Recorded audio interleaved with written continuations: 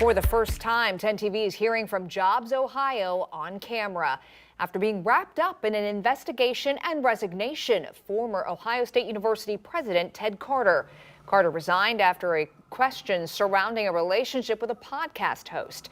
The CEO of Jobs Ohio is now speaking to 10 TV about the decision to sponsor that podcast. The Call Out podcast was canceled after one episode. Thank you for joining us tonight at 6 on air and on the stream. I'm Stacia Nucken in for Yolanda. And I'm Doug Petcash in for Jeff Hogan. Carter resigned last month in what he called a mistake in allowing an inappropriate access to Ohio State leadership.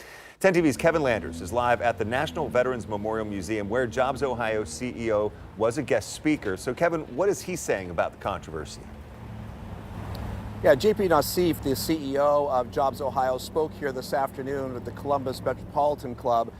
I asked him about the $60,000 sponsorship of that podcast. He took the position that Jobs Ohio took the recommendation of former OSU President Ted Carter and believed that this was something that they wanted to invest in. So I asked him, in hindsight, was this a mistake? And here's how he responded.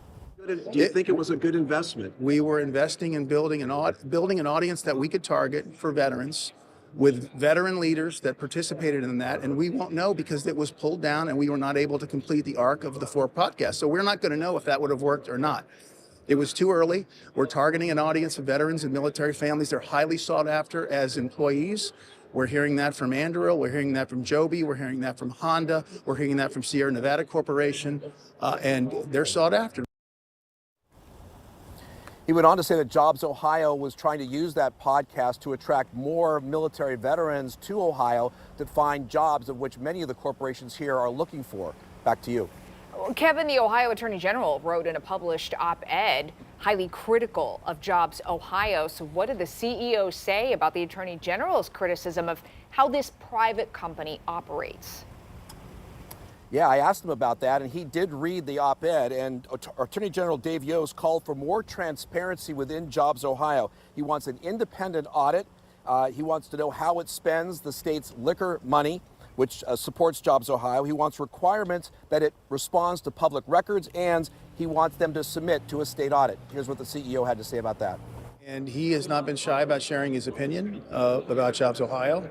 And, you know, that's what's great about our country. You share your opinion about it. And, you know, being private has given Ohio a competitive advantage. And I know there's I think, rightful concern about transparency, how much information is too much. And our point of view on it is we want to share as much information as we can share, more than is required, up to the point where we can maintain our competitive advantage. Now, Attorney General Dave Yost is not the only one raising criticisms about Jobs Ohio. Bipartisan lawmakers in this legislature last month introduced a Jobs Ohio Transparency Act, which calls for more oversight of Jobs Ohio. Back to you.